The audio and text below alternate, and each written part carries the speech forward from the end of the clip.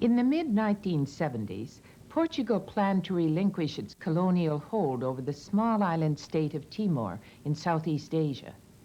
But before that move could be consummated, neighboring Indonesia rushed in and claimed the island state as its own. Widespread resistance to this takeover was met with brute force. There have been varying estimates of the number of people killed in the ensuing years, but certainly it runs into the thousands, perhaps into the hundreds of thousands. Defenseless Timor, up against the might of one of the most powerful countries in the region, and no one to lend it a helping hand. And you do have to ask, why? Is it because the industrialized countries, Canada included, are too interested in the valuable resources and the development opportunities that Indonesia offers, and so are persuaded to turn their eyes away from the atrocities in Timor? Year after year, the international community has voted to defer discussion of the Timor issue when it comes up on the agenda of the UN General Assembly. But as we shall see in today's story, the struggle for independence continues in Timor itself.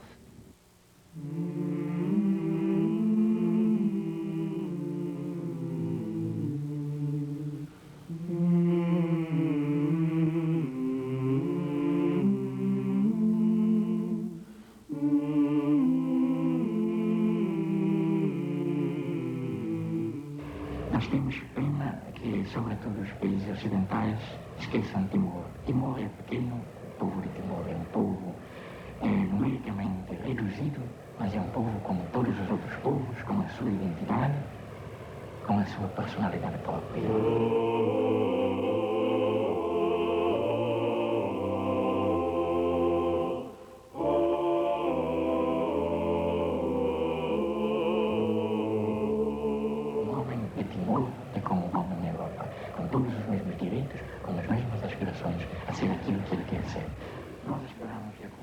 We've changed this man's voice and promised not to divulge his name, age, or profession.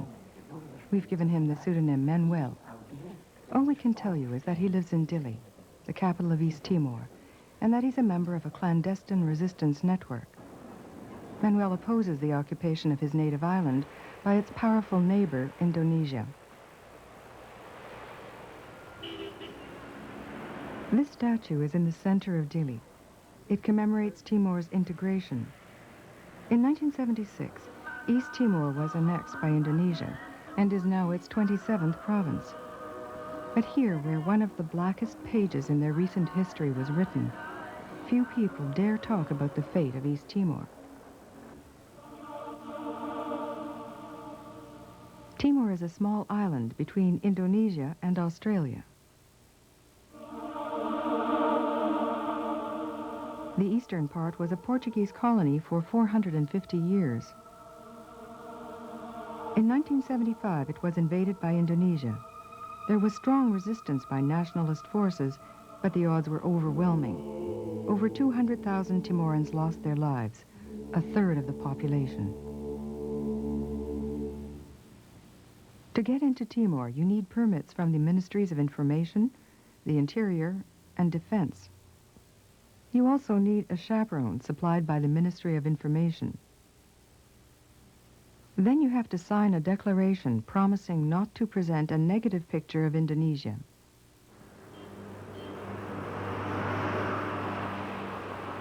Once you're in Timor, you still have to get local authorization, and you have to learn to live with constant surveillance. The tourist hotel where the film crew stayed was visited regularly by the police and was staffed with a sizable number of informers. Nevertheless, under cover of night, they managed to meet with members of the resistance. Maybe the most extraordinary feature about them is that after 14 years of occupation, they still exist. Isso explica-se porque o povo não aceita a integração com a Indonésia. Essa chamada integração nunca se fez, porque o povo nunca foi ouvido. Desde há 14 anos, os militares entraram aqui pela força e até o presente. É pela força que mantém o povo na submissão à sua força. After the Indonesian invasion, many Timorans took refuge in the mountains, where they organized a guerrilla campaign. Jose Gutierrez was 14 years old when he became a guerrilla. After 4 years of warfare, he was captured and used by the Indonesian army to track other guerrillas. When he was freed a little while later, he was captured again for attacking the local television station. Jose is now a refugee living in Portugal. They took me with some of my colleagues who were also involved in this to the interrogation center. And when we arrived there were about 500 Timorese, included 7 women who were being raped by the Indonesians, and others were being tortured by the Indonesians. And when you enter in one center of interrogations, you must be tortured too. I was there for 2 weeks in these interrogated places. I was tortured one day. They have different ways of torture, such as to put your toes under the table, under the leg of the table, and one Indonesian put you question, and you say no, another Indonesian jumped and sit on the table, and until you decide to say yes. Besides torture, the Indonesians used massive deportations to control opposition to places like Kauro, a sort of Indonesian Devil's Island. Between 1980 and 1985, hundreds died there from malnutrition and malaria. If we fall ill, we got to ask the Indonesian would say, you are a fretilin. If you die, there is no problem, because we came here to help you, to free you from the Portuguese colonization. We came here to give our life for you, and you still attack us. Now, if you die, no problem. We don't need you. All that we need is your land, nothing else.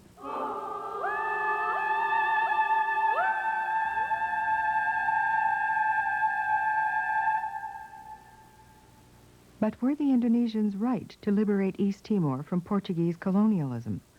A brief history. In 1974, the Carnation Revolution succeeded in Portugal. In the months that followed, the new Portuguese government disposed of one after another of its old African colonies. East Timor, buried in the heart of Asia, was part of the planned decolonization.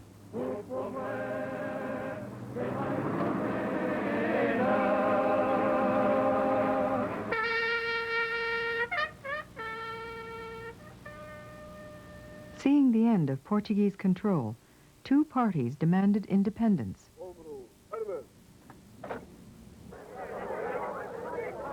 The parties were Fretilin on the left and UDT on the right. Only a small group, sponsored by Indonesia, called Apodeti, asked for integration with Indonesia. East Timor was, after all, a Portuguese colony for more than 450 years. The elite spoke Portuguese, and most of the population was Roman Catholic. But the transition to democracy was painful.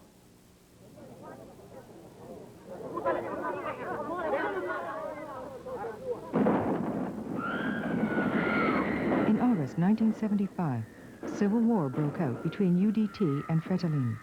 The Portuguese washed their hands. By September, Fretilin was victorious. The perceived threat of a leftist government on its border was enough for the Indonesians. They tried to destabilize the new government by sending in a ruthless team of military commandos. We were the target of a barrage of questioning from men who know they may die tomorrow and cannot understand. Sent to cover the event, Australian journalist John Chickleton and 4 of his colleagues were executed by the Indonesians a few hours after filing this report. Do they not send a delegation to Dili to find out?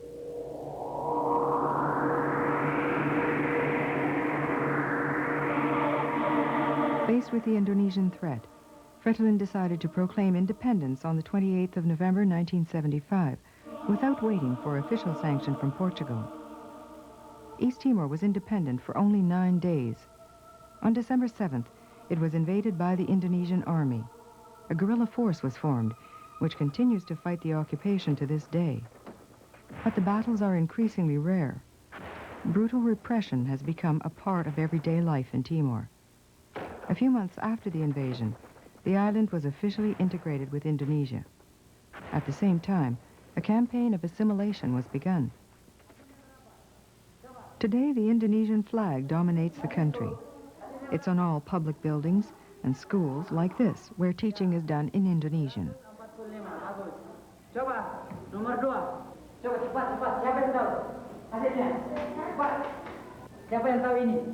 But how many of these children will grow up feeling part of Indonesia?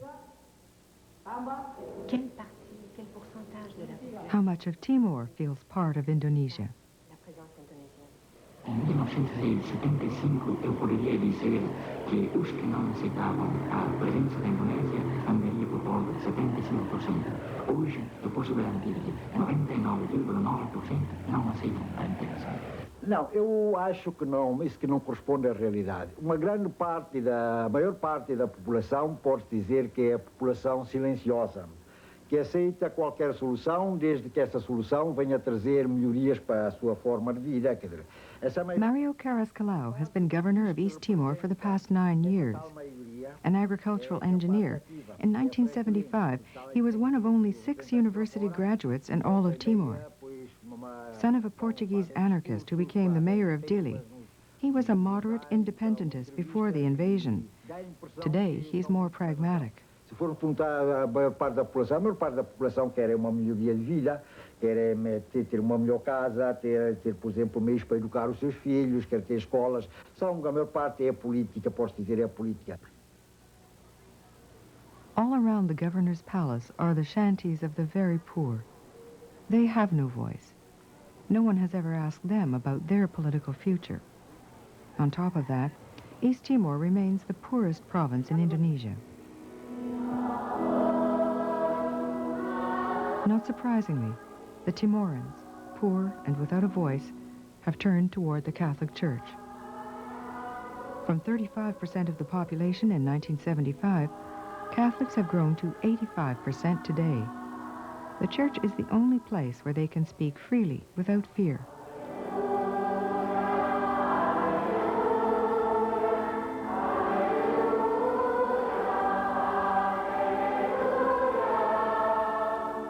A Igreja Católica foi, desde o início, uma organização que sempre quis estar ao lado do povo. Desde Monsenhor Martinho da Costa Lopes, depois Monsenhor Carlos Filipe Ximenes Belo, todos fizeram os seus possíveis para estar com o povo. E então, a Igreja é a única que pode falar, porque todos os outros estão obrigados a estar calados para sobreviver. Porque aqui o que manda é a espingarda, são as metralhadoras que impõem pela força o domínio da Indonésia. A Igreja é a única força moral e a única força social que pode atuar.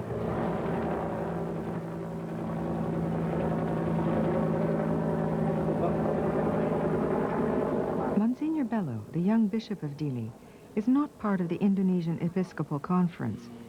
He's responsible directly to the Vatican, and his denunciation of human rights violations has caused great uneasiness with the Indonesian authorities. Every year it's happened. Yeah. So you see, after the visit of the Pope, yeah, there were some boys. They were taken to the police office and are still there, without trial, expecting. I think it's not very good thing. Pope John Paul II visited Timor in October of 1989. Nationalist Timorans, especially the young, used the visit to demonstrate. There were many arrests during the Pope's address. The authorities immediately accused the church of organizing this protest. A few days later, some young people demonstrated in support of the church and Monsignor Bello. There were more arrests. 15 students took refuge in the bishop's house. They were still there 3 months later. I would like to know, why do you stay here? Mihalanya tambahan isang bapak sekarang ni, bapak dunia kami umah udah kilat bukan lah. They stay here because, according to them, the militaries always go to their whole house. They have to seek for them, to catch them. So they are afraid. They came here. Is your idea the self-determination of East Timor?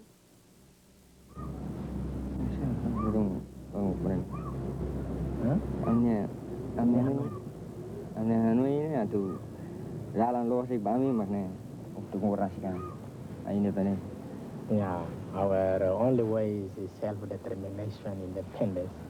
Yeah.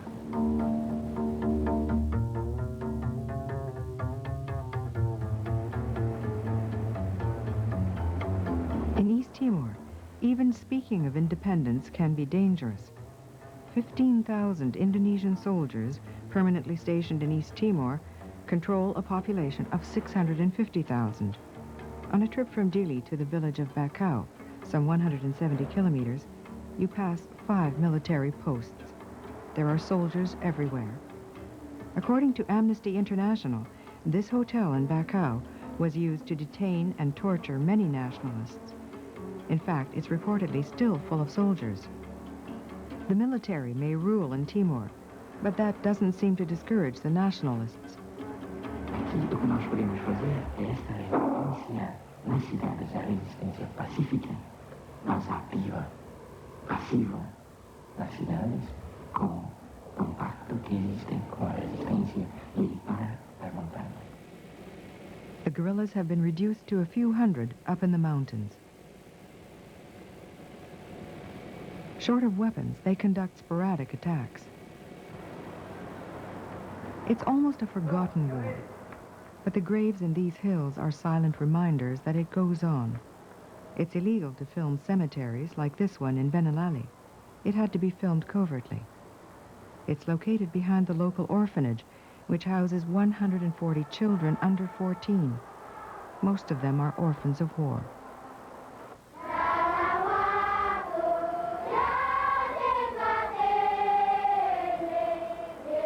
Among them are 15 children left behind by parents who've joined the guerrillas. Father Locatelli, a Salesian priest from Italy, founded this orphanage. He convinced the guerrillas to leave their children here. In the mountains, they receive little food or attention. He's been here for 25 years. He's no friend of the Indonesian authorities, who see him as a subversive. He's a realist about the future. Our work is just to be together with them, to protest when there is something against human rights and when there is something that it is not okay and like that and like that. But little by little they have to understand that it is, if they want to be something and to be someone, just to accept that the helps are coming through the Indonesian government, and then especially to try to have high schools and like that in the university and like to prepare themselves in order. And the future, who knows about the future? Not all are quite as prepared to accept this reality. In February 1989, Monsignor Bello sent a letter to the Secretary General of the United Nations asking for a referendum for the Timoran people. They've never been consulted about their own future. My aim was to give the opportunity to Timorese people to choose.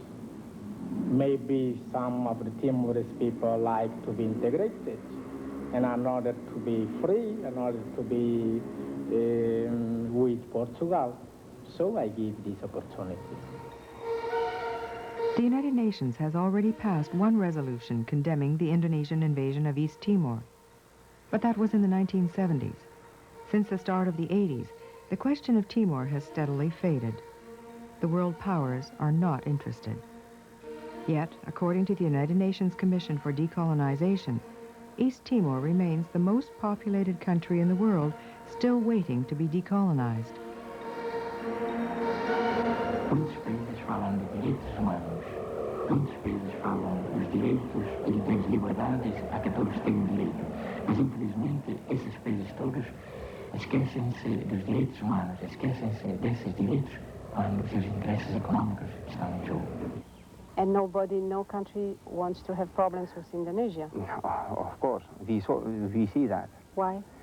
Because you see, here Indonesia is quite, economically is a good market, first of all. Strategical also is a good, how do you call it, in Portuguese we say almofada, no? Between the north and the south, between the bloc communist and Australia. Also for Australia is just something inside here, you see, just between. And so it is better to keep them... Friends. Yeah. Other countries are reluctant to pressure Indonesia for strategic and economic reasons. Australia sees it as a buffer against the communist bloc in Southeast Asia. Indonesia is also the 5th most populous nation in the world and a major economic force. It supplies oil and cheap, non-unionized labor. Nobody wants to alienate it, including Canada. 300 Canadian companies do business with Indonesia, and the government position is that the Indonesian presence in East Timor is a fait accompli.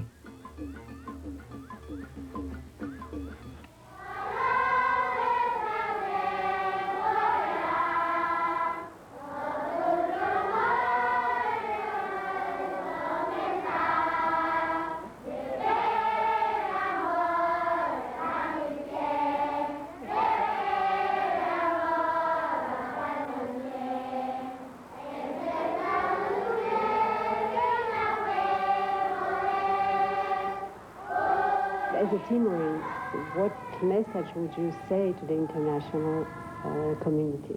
Only the Timorese know as a bishop. That we are also people, although small people, but these people have this right to be in the in this contest of the nations. So these people also have its rights of identity, cultural, historical, religious identity, to be respected as people.